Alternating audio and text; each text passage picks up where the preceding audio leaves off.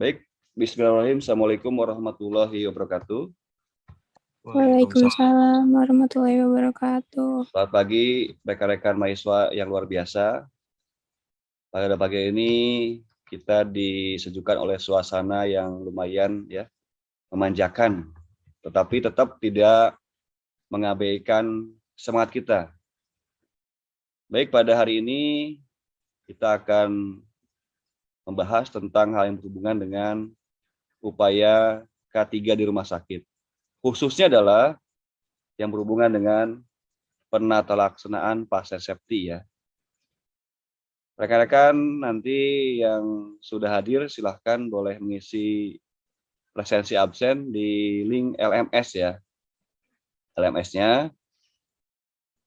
Kemudian nanti juga setelah selesai materi akan saya kirimkan link untuk evaluasi pembelajaran berupa post-test. Saya coba sapa dulu nih. Ratu sehat? Sehat ya? Alhamdulillah sehat. Raihan lagi posisinya enak sekali nih. Alhamdulillah, Pak. Alhamdulillah. Faren lagi di mana, Faren? Kebetulan lagi di rumah, Pak. Saya nanya Faren bukan Rehan. Maaf, Pak. Kirain Pak. Maaf, Pak. Iya. Faren lagi di mana? Lagi di rumah, Pak. Di rumah. Baik, saya izin langsung aja share materi ya. Sudah munculkah di monitornya? Sudah ya? Sudah, Pak. Sudah. Baik, boleh saya mulai supaya waktunya efektif, biar kita nanti banyak diskusi di saat Zoom ya. Nanti boleh ada yang bertanya langsung, boleh raise hand ataukah drop pertanyaan di chatroom ya. Oke. Baik, kita mulai tentang konsep yang berhubungan dengan upaya keselamatan pasien di rumah sakit atau kita kenal dengan pasien seperti keselamatan pasien, bahwa ujung tombak daripada upaya K3 di rumah sakit salah satunya adalah pasien safety. Bahkan dalam instrumen standar akreditasi rumah sakit, instrumen yang pertama menjadi penilaian atau starting point-nya adalah upaya keselamatan pasien.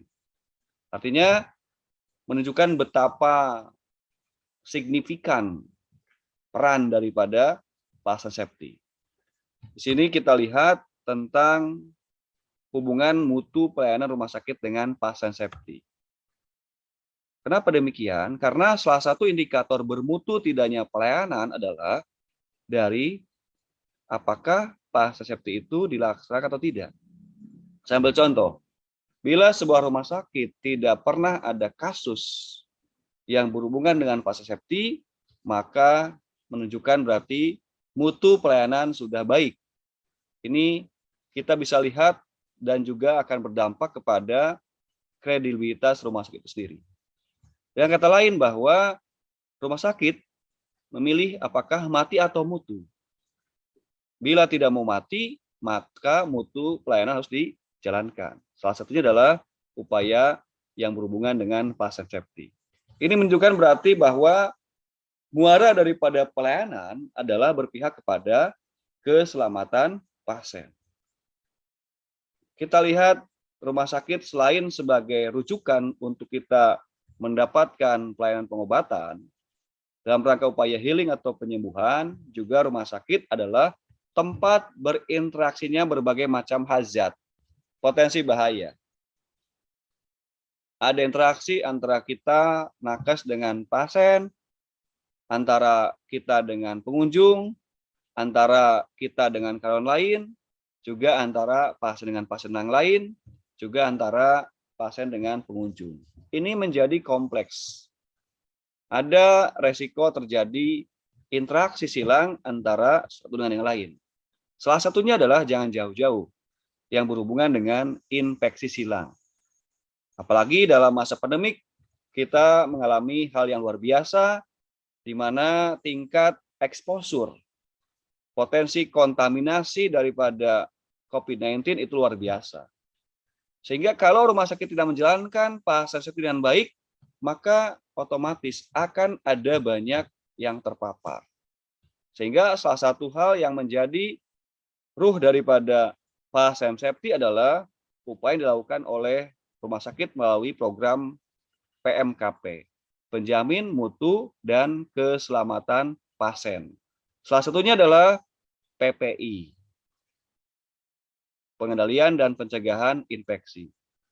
Kita sebagai perawat adalah orang yang paling banyak kontak dengan pasien. Kita bisa saja sebagai mediator daripada perantaraan infeksi silang. HAIS atau Healthcare Associated Infection merupakan hal yang kritikal untuk indikasi apakah pelayanan itu bermutu atau tidak. Makanya salah satunya adalah ada program yang disebut dengan PPI, berhubungan dengan prinsip pencegahan dan pengendalian infeksi. Ini ada banyak hazard di sini. Rumah sakit menjadi potensi terjadi paparan, baik itu yang bersifat dari alatnya, bahannya, prosedurnya, ataukah dari kita sebagai personal. Dalam konsep K3, kita mengenal dua macam penyebab. Yang pertama adalah karena kondisi yang tidak aman, yang kedua adalah karena perbuatan yang tidak aman. Kalau kondisi yang tidak aman berhubungan dengan penata laksanaan hal-hal yang berhubungan dengan physically, lingkungannya, prosedurnya, alatnya, bahannya. Dan ini menjadi penting sebagai ranah daripada manajemen. Manajemen harus mampu menyediakan kondisi-kondisi yang aman. Yang aman itu seperti apa? Yang sudah memenuhi standar. Yang kedua adalah akibat unsafe action, perbuatan yang tidak aman. Kalau yang kedua ini berhubungan dengan kita sendiri. Berarti tindakan utamanya adalah mengembalikan agar kita melakukan perbuatan yang sudah memenuhi kaidah-kaidah standar. Apa saja? Di antaranya adalah standar kompetensi masing-masing, kedua adalah standar kode etik masing-masing. Ini. Kita lihat di sini, berbagai macam hal dapat terjadi di sini. Pasien bisa mengalami medical error. Pasien bisa mengalami cedera. Pasien bisa mengalami kejadian yang tidak diharapkan.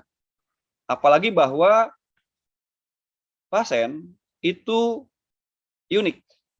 Pasien memiliki respon yang berbeda.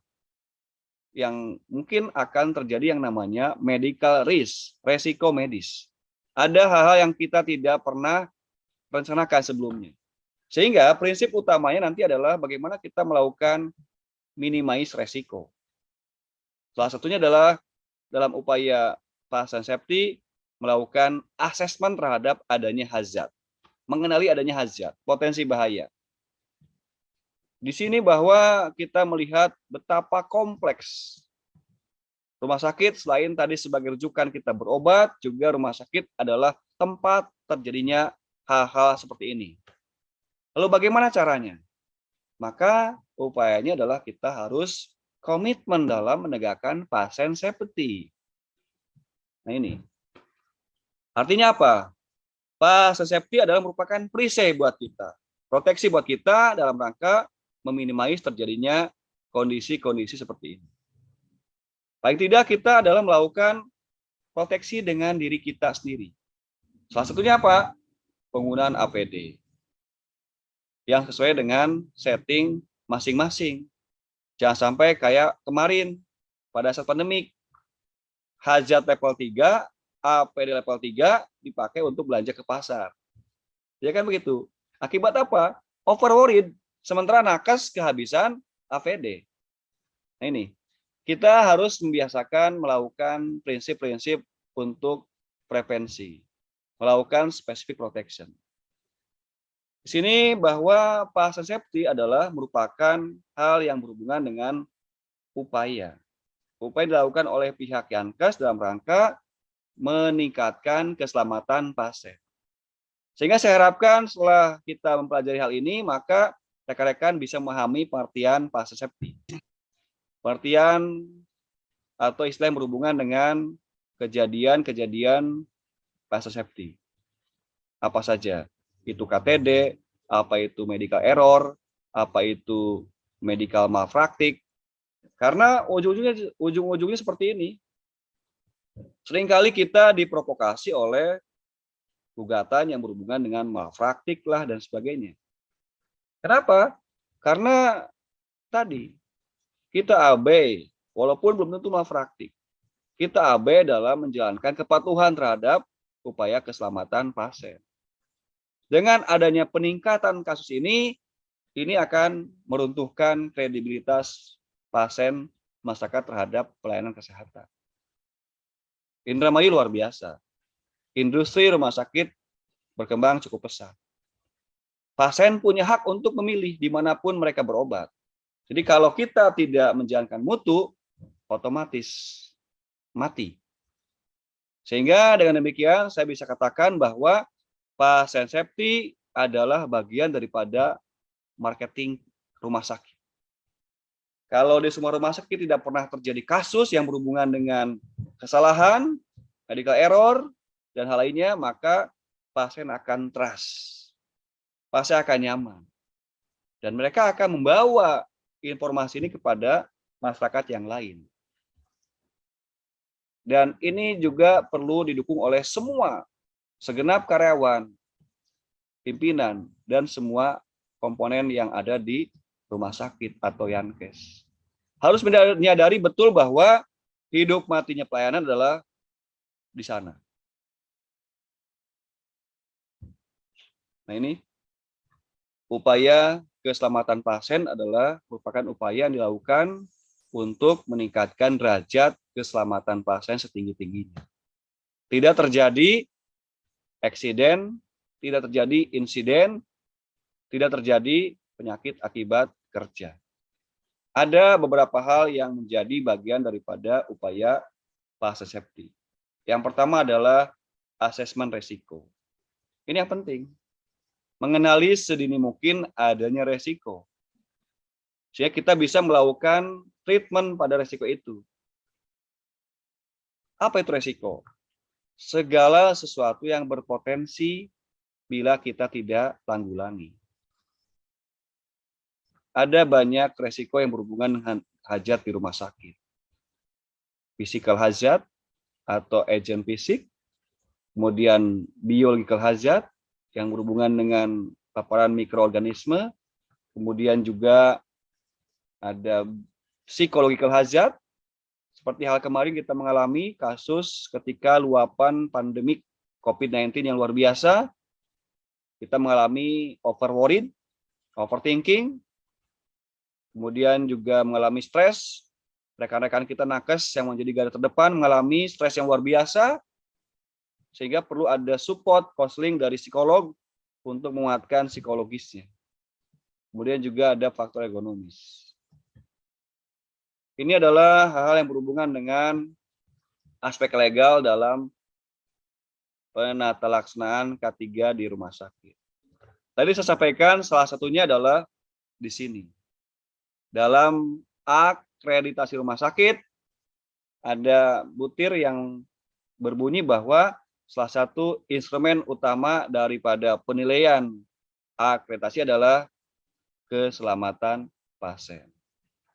Sehingga perlu ada komitmen bersama seluruh komponen dalam rangka penegakan K3 rumah sakit, salah satunya adalah pasien safety. Bukan sekedar untuk kelengkapan akreditasi, bukan sekedar untuk menggugurkan kewajiban dalam rangka kelengkapan akreditasi, tapi program yang terus ada dan sustainable, berkelanjutan. Ada beberapa istilah yang perlu kita pahami, di antaranya adalah KTD. Unexpected case, kejadian yang tidak kita harapkan. Artinya kita memahami betul bahwa di setiap perbuatan kita, tindakan kita pasti ada resiko yang tidak kita pernah kita kirakan sebelumnya. Bagaimana caranya? Tadi, minimal kita melakukan tindakan sesuai dengan standar kompetensinya. Paling tidak kita sebagai perawat merujuk kepada SPO pada masing-masing tindakan. Karena prinsip untuk pencegahan terjadi cedera atau eksiden adalah mengembalikan kepada standar. Kalau sesuatu yang standar itu aman. Kalau yang tidak standar itu resiko bahayanya tinggi. Ya Rey, kalau Rey naik motor pakai helmnya SNI, rasa amannya naik. Kalaupun terjadi crash, maka impact-nya pun minor. Beda kalau kita naik kendaraan pakai helm yang asal, apalagi tidak pakai helm, maka resiko crash-nya pun tinggi, maka fatality pun akan tinggi. Sehingga apa yang penting di sini? Membangun safety culture, budaya keselamatan. Apakah kita memahami bahwa keselamatan itu bagian daripada kebutuhan kita? Mungkin jauh. Kita masih ada pada titik bahwa kita menegakkan keselamatan karena takut hukuman. Tidak apa-apa. Memang dalam upaya penegakan kepatuhan perlu ada reinforcement, pemaksaan. Sehingga adanya peraturan ini menjadi penting kita laksanakan secara komitmen. Sehingga paling tidak nanti lambat laun akan menjadi hal yang terbiasa. Nah ini mutu pelayanan. Pasien datang itu untuk apa? Mendapatkan kepuasan. Pasien datang itu untuk mendapatkan satisfaction. Di sini bahwa kepuasan berbanding dengan value, nilai. Makanya saya sampaikan tadi bahwa bagaimana mungkin sebuah pelayanan itu akan bermutu kalau kita AB. Padahal hidup matinya kita adalah pada mutu. Dan salah satu indikator mutu pelayanan di rumah sakit adalah kejadian pasien safety. Bayangkan sebuah rumah sakit kalau sering terjadi kasus yang berhubungan dengan keselamatan pasien, maka brandnya akan turun. Jangan salahkan kalau pasien tidak akan datang lagi. Nah ini. Makanya hal yang tadi saya sampaikan, untuk meningkatkan kinerja mutu supaya mencapai paripurna, maka salah satunya adalah kita selenggarakan sesuai dengan standar dan kode etik profesi masing-masing. Paling tidak kita sudah mengamankan diri. Saat ini bahwa konsep pelayanan adalah menjadikan pasien sebagai center, pusat. Pasien tidak lagi sebagai objek, tapi subjek. Pasien punya authority, punya freedom, kebebasan. Sehingga ada perubahan paradigma. Dulu adalah pasien dianggap sebagai orang yang inferior. Tidak tahu apa-apa. Sehingga pasien seringkali disalahgunakan sebagai objek untuk mendapatkan profit oriented. Saat ini hubungannya adalah mereka user, mitra. Hidup mati kita adalah customer. Sehingga dengan demikian, kita ubah mindset-nya. Kita ubah paradigmanya. Bahwa pasien adalah merupakan pusat daripada pelayanan. Keselamatan pasien adalah segalanya. Kita lakukan tindakan dengan menggunakan prinsip-prinsip etik. Saya sudah sampaikan ada 7 prinsip etik dalam pelayanan kesehatan atau keperawatan. Yang pertama adalah authority. Pasien punya hak untuk memilih. Kedua adalah freedom. Pasien bebas memilih. Ketiga adalah non-malefisiency. Tidak melakukan tindakan yang dapat membahayakan pasien. Kemudian kita melakukan perbuatan hanya untuk kepentingan kesehatan pasien, kebaikan pasien. Nah, 2 hal ini adalah ruhnya pasien safety. Tidak ada alasan kita melakukan tindakan yang tidak berpihak kepada kebaikan pasien. Ini kita lihat di sini. pasien semakin naik tuntutannya. Pasien semakin naik kepuasannya. Pasien semakin mudah untuk mengakses informasi. Sehingga kita seringkali mendapatkan banyak hal yang berhubungan dengan gugatan atau customer komplain daripada pasien. Kenapa? Berarti ada pelayanan yang tidak terpuaskan. Ya. Dan hal yang lain lagi adalah karena perubahan gaya hidup. Sekarang ini orang gemar menuntut. Ya kan? Gemar menuntut. Makanya kita nggak usah takut. Kalau kita sudah menjalankan prinsip kepatuhan keselamatan pasien dengan merujuk kepada standar kompetensi, aman. Ya, ini. Oke. Lanjut ya. Nih. Ini adalah dari hal yang berhubungan dengan perkembangan dunia kedokteran. Kita harus memahami tentang hak asasi pasien sebagai pusat daripada pelayanan. Ada perubahan tadi, perubahan bahwa kita tidak lagi melihat pasien sebagai orang yang tidak tahu apa-apa. Justru kita berikan pilihan, pasien punya kedaulatan penuh untuk memilih pelayanan. Jadi kalau pasien tidak merasa puas, jangan salahkan pasien. Berarti ada apa dengan mutu pelayanan kita? Salah satu adalah pasien safety. Makanya penting kita menegakkan pasien safety. Sebagai apa? Perisai. Sebagai tameng. Minimal kita sudah melakukan proteksi pada diri kita sendiri. Baik, ada yang tanyakan sampai di sini? Barangkali ada yang tanyakan, silahkan. Ada? Monggo. Ada? Silahkan. Bapak izin bertanya. Ya, silahkan. Jangan panjang-panjang. Ya, silahkan. Tadi kan pasien safety merupakan instrumen pertama penilaian akreditasi Betul. rumah sakit.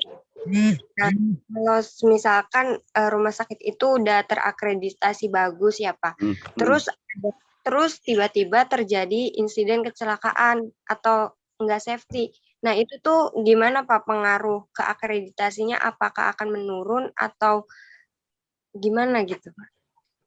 Baik, terima kasih ya. Luar biasa pertanyaannya. Jadi, akreditasi itu tidak sebatas hanya saat sedang akreditasi. Hal yang paling penting adalah pasca akreditasi. Jangan karena sudah selesai akreditasi, nilai baik maka abai. Ketika terjadi hal seperti tadi, itu kan manusiawi sebetulnya.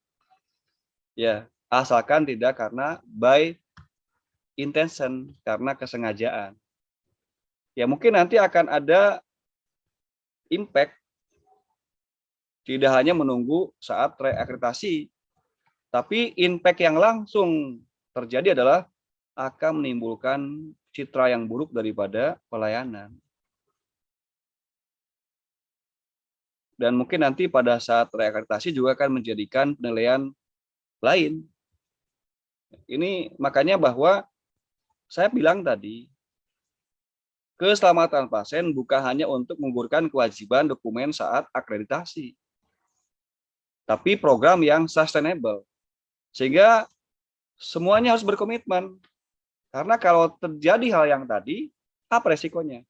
Citra buruk, kepercayaan pasien turun, kesejahteraan rumah sakit termasuk kita akan turun. Begitu, Ayu. Jadi intinya adalah bahwa tidak harus menunggu nanti pada saat lain berikutnya. Saat itu pun akan timbul brand yang buruk daripada masyarakat terhadap citra pelayanan. Oke ya? Bisa Baik, dipahami? Bapak. Baik. Kemudian Windy mau bertanya tadi Windy? Win?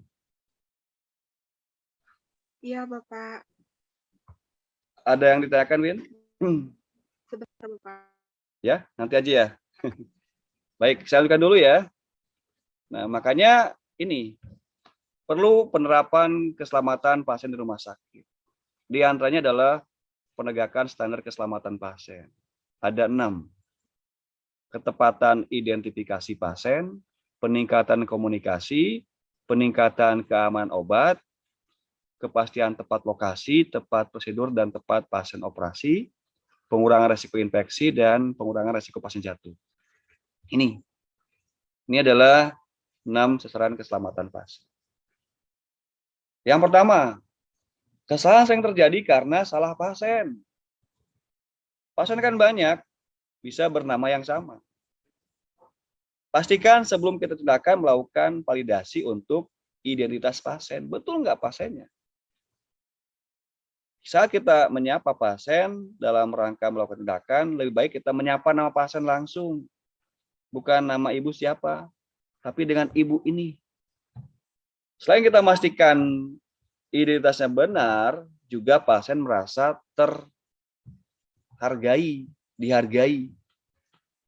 Karena starting point-nya di sini banyak hal yang berhubungan dengan kesalahan dari identifikasi pasien. Yang kedua adalah komunikasi.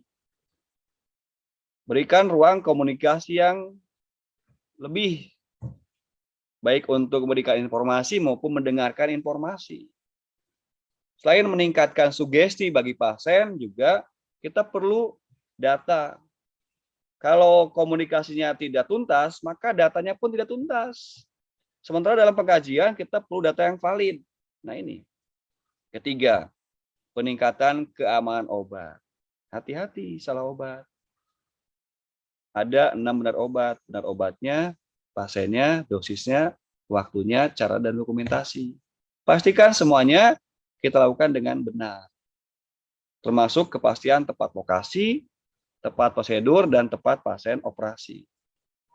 SPO-nya sudah sesuai atau belum? Kemudian prinsip pengurangan resiko infeksi. Salah satunya adalah dengan adanya PPI, perawat PPI, yang bertugas sebagai polisi lalu lintas penyebaran infeksi di rumah sakit. Harus dijalankan dengan baik. Prinsip penggunaan APD bagaimana, pembatasan pengunjung bagaimana, dan sebagainya. Kemudian pengurangan resiko pasien jatuh. Pasien kecelakaan bukan karena tindakan, ternyata karena jatuh akibat lantai yang licin contohnya. Ini. Keselamatan pasien tidak hanya berhubungan dengan tindakan pelayanan, tetapi juga dengan keadaan lingkungan dan yang lainnya. Itu ya, prinsip yang berhubungan dengan sasaran keselamatan pasien. Sampai di sini ada yang tanyakan, silahkan. Ray bisa sebutkan kembali tadi tentang 6 prinsip keselamatan pasien? Bisa, Pak. Boleh diulang kembali, silahkan. Baik, perkenalkan nama saya Rija Nasyir dari kelas 1B. Ya. 6 sasaran keselamatan pasien itu yang pertama ketepatan identifikasi pasien, jangan sampai salah. Ya. Yang kedua itu ada peningkatan komunikasi yang efektif. Jadi komunikasi yang harus efektif gitu sama pasien. Kedua, peningkatan keamanan obat yang perlu diwaspadai. Yang keempat ada kepastian tepat lokasi, tepat prosedur SOP, dan tepat pasien operasi. Kelima, ada pengurangan resiko infeksi terkait pelayanan kesehatan. Yang terakhir ada pengurangan risiko pasien jatuh, Pak. Luar biasa, Ray. Kita berikan aplaus buat Ray. Saya kasih giveaway. Oke. Baik, rekan-rekan bisa memahami ya, 6 itu harus dipahami dengan baik, dihafalkan. Ya. Oke, lanjutkan. Dan ini muncul di slide di monitor ya. Pastikan tidak pernah menyalahkan orang lain. Ini yang salah. Budaya untuk blaming, menyalahkan orang lain. Tapi ini harusnya belajar daripada kesalahan diri kita sendiri, introspeksi. Makanya adalah investigasi tuntas. Sehingga kasus tidak akan terulang kembali. Bukan menyalahkan mencari kesalahan siapa, tetapi apa yang salah dalam diri saya. Nah ini, pastikan bahwa kepuasan pasien adalah segalanya. Kalau pasien puas, maka brand kita akan naik, sehingga kesejahteraan akan naik. Oke. Baik, itu yang bisa disampaikan. Ada yang tanyakan kembali? Oke, Windy, silahkan boleh diulang kembali pertanyaannya.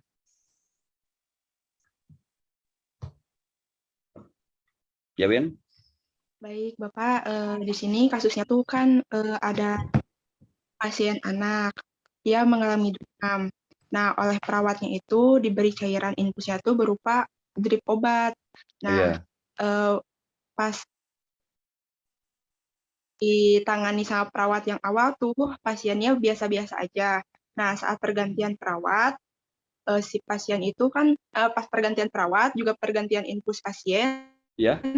Nah, si pasien anak itu tuh mengalami kejang-kejang. Ya, yang ditanyakan, Win? Ya, lanjut ya, Pak. Nah, mengalami kejang-kejang. Nah, pertanyaannya itu, apakah ada teguran atau tuntutan untuk perawat yang melakukan kesalahan tersebut? Mungkin menurut saya kesalahan tersebut itu bukan kesalahan yang ringan atau kesalahan yang kecil, Pak. Oke. Intinya gini, dalam proses atau kondisi hal yang begini, hal yang pertama kita kedepankan presumption to be innocent. Apa tuh, Rey? Praduga tidak bersalah. Ya. Jadi ketika ada kesalahan, maka perlu duduk bersama. Ya. Ada komite di situ. Komite perawat. Ya. Ada yang berfungsi sebagai advokasi untuk memastikan kasusnya ini berjalan dengan baik sesuai dengan koridornya dengan mengedepankan presumption to be innocent. Tentunya kita tidak langsung menghakimi bahwa ini salah. Sehingga perlu ada proses yang lebih lanjut untuk melakukan telusuran. Kesalahannya dari mana?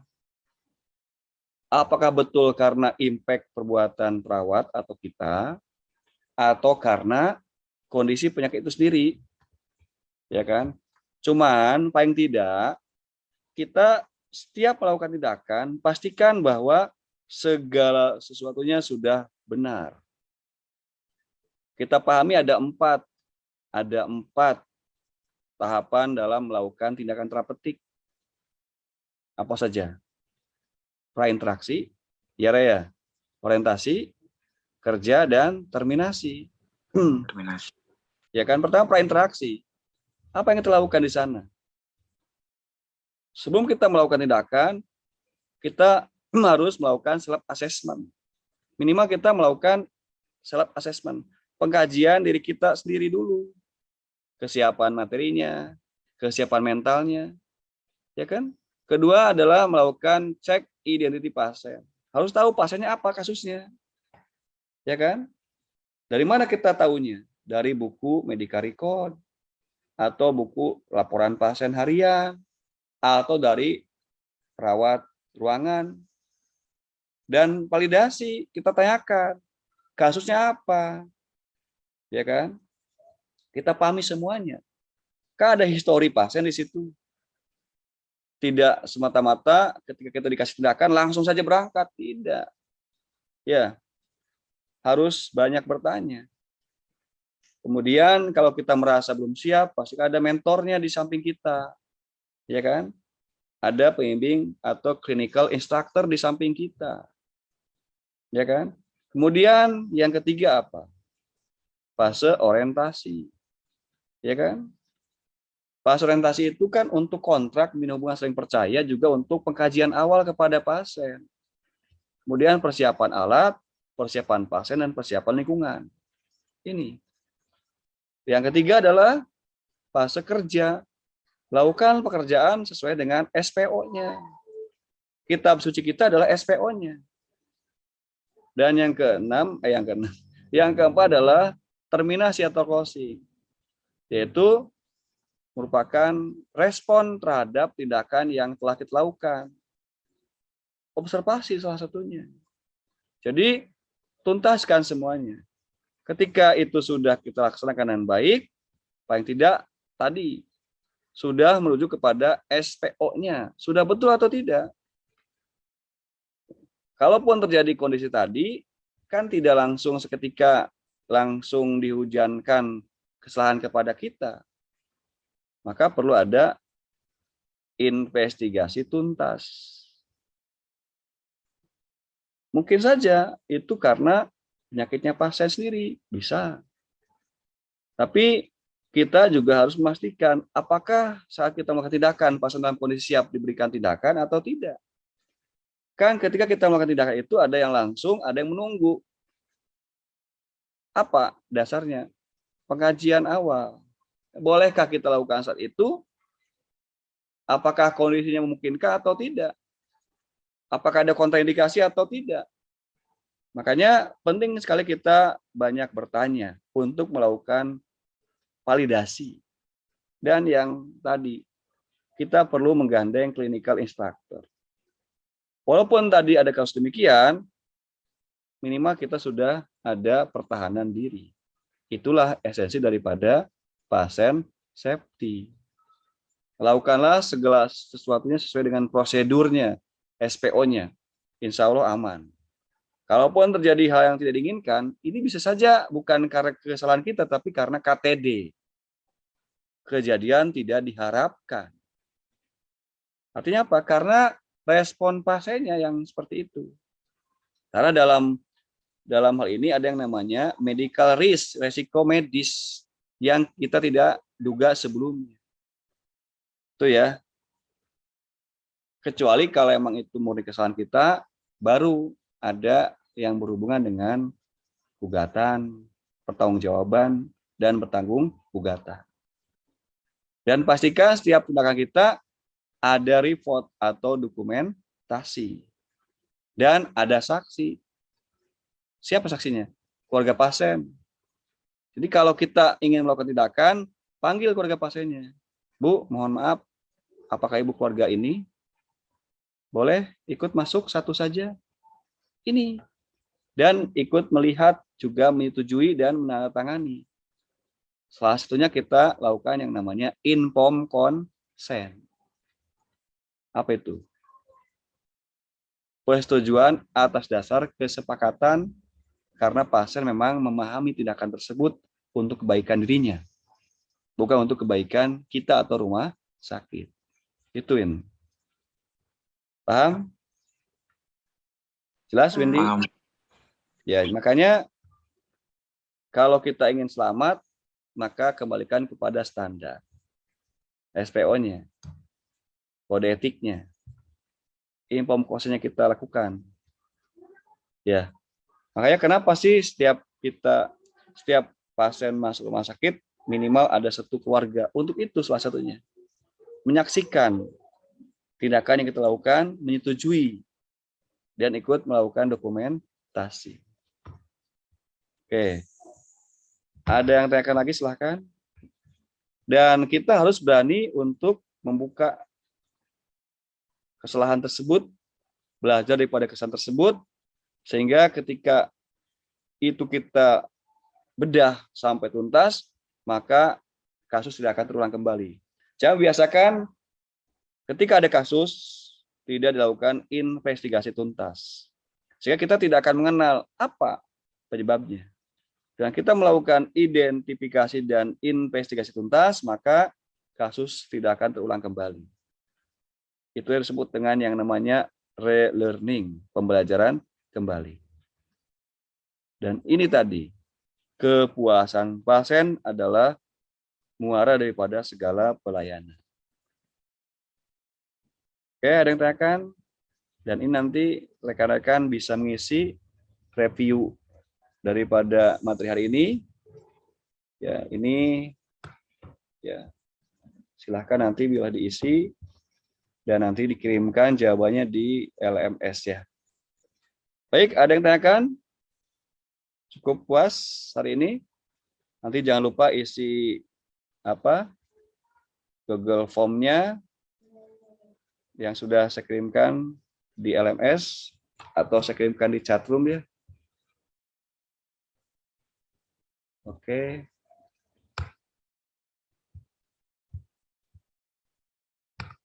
Nih. Oh itu maaf, itu Zoom salah ya. Sebentar.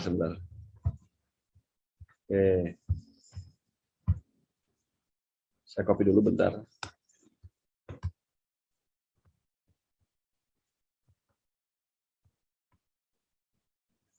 Angga rekan-rekan bisa melihat nanti diisi langsung.